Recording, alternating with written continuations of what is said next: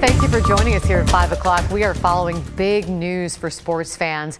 The Pac-12 announced today that all fall sports are on hold because of the pandemic. Let's bring in Orlando Sanchez live. Football, obviously, in everyone's mind, Orlando, but other sports delayed too? Yes. All sports competitions within the Pac-12 conference have been postponed through the end of this calendar year. So no basketball, no football, any sports that would have been competing between now and the end of the year will not happen. And the vote was unanimous within the Pac-12 conference to shut it down until January 1st, at least. Health and safety was at the top of the list.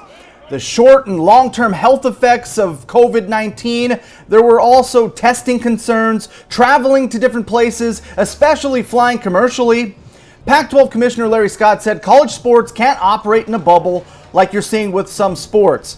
University of Oregon President Michael Schill, along with the Medical Advisory Board, said they talked to students, coaches, athletic directors before coming to this decision. We are science-based, right? We're academics. We are going to be looking at facts, not just opinions, and that's something that we're deeply committed to. At the same time, as Larry said, we fully understand that this has tremendous human impacts. We have students whose dream it was to play this year, and that dream, at least in the fall, is not going to happen. And he added that there were just too many questions, too many unknowns about this pandemic to play football this fall or any sports in the near future. Now, Commissioner Scott said that athletes will have their scholarships guaranteed.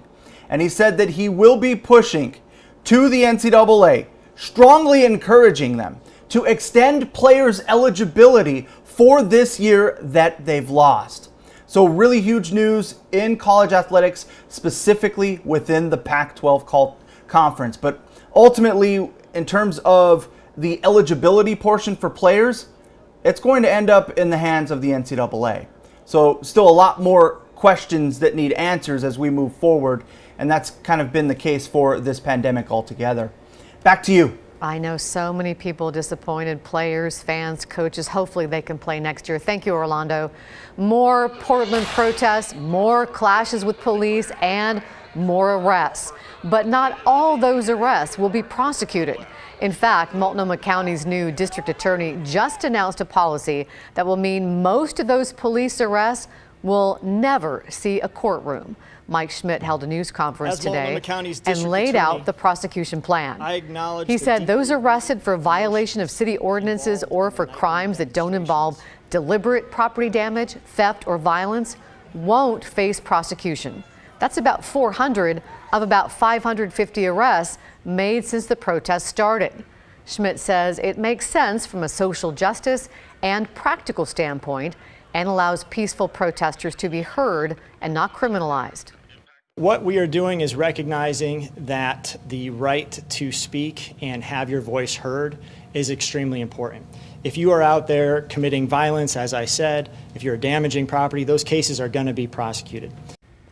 But certainly there is plenty of opposition to the move. A large majority of you who've commented on our Facebook page are not happy with the new policy. State lawmakers balanced Oregon's budget during an all-day special session that wrapped up around 10:30 last night. They had to fill a $1 billion hole. With no sales tax, Oregon relies heavily on income tax to run government services. But the coronavirus put many out of work, and the income tax is weighed down, leaving a $1 billion deficit. Lawmakers made three main moves yesterday. They cut $400 million through various administrative actions, added $400 million by raiding a rainy day fund and giving it to schools, and taking another $400 million from a variety of smaller emergency funds.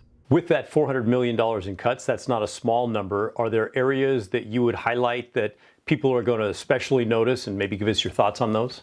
It's a lot of it is administrative savings in terms of one-time savings for example, we project certain caseloads and certain programs. If we don't think they're going to be realized, we can take those savings.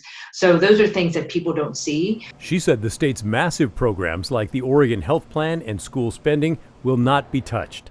Senate President Peter Courtney agrees and said hundreds of millions of dollars in federal relief money for the pandemic helped. The budget wasn't devastated anywhere near what we thought going in. And I think the reason is the coronavirus money has allowed us to do a lot of things. But ask me that question in a few months, then it's going to be real bad. Oregon runs on a 2-year budget cycle. The next one starts in less than a year, and it looks like that might require $4 billion in cuts. That is one reason Governor Kate Brown said she's concerned about raiding those rainy day funds now. But that savings account is only so big.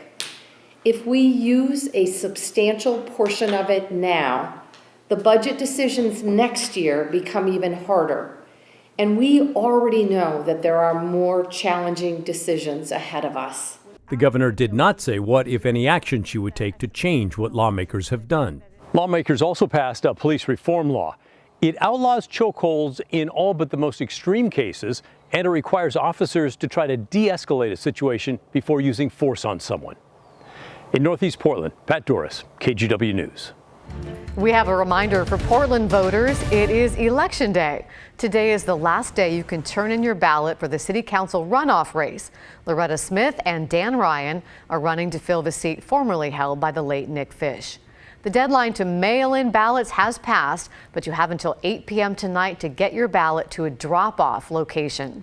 We'll be following those results as the numbers come in. If you're on KGW.com, click on the August 11th special election button at the top of the page, and it will take you right to the results. We'll also have the results on the KGW News app. A strange follow-up tonight to this video from last week. An Oregon City woman says this is not her in the video appearing to abandon a dog in Vancouver. A woman has been charged with animal cruelty. We don't know her name. We do know it's not Dominique Hoffman, a woman cruelly criticized on social media. John Goodwin explains. For many pet owners, like Dominique Hoffman, the line gets blurred when it comes to talking about animals. He's a mama's boy. This is our third lab that we've owned. They are a part of the family after all, like her pup, 3-year-old Ridge. Dominique wouldn't have it any other way. You know, like any lab does. They're very faithful and unconditionally right there by you. In fact, she couldn't imagine him leaving her side or her leaving his, which is why seeing this video from last week of 13-year-old Henry being left outside of Vancouver Park brings many emotions. It was Saturday evening, and I was getting a bunch of messages in my Facebook Messenger, message after message after message that was coming through saying, you know, you are a horrible person, calling me foul names and associating me. I can't believe you're the woman that abandoned your dog, and I saw you on the news, and you need to die and die slowly. Tame certainly isn't a word you would use to describe most of the messages she got from people mistaking her for the woman in the video.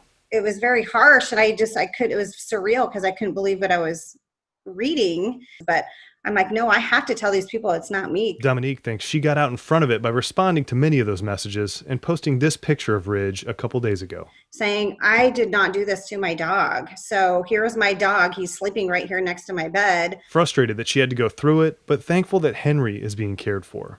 Dominique says she just wants to move forward. Yeah, it was not me. I would never do something like that. And I'm thankful that the gentleman that sent that video out actually ended up getting the correct person apprehended. And it really switched to, I feel how blessed I feel. It's really made me realize like how lucky I am, you know. John Goodwin, KGW News.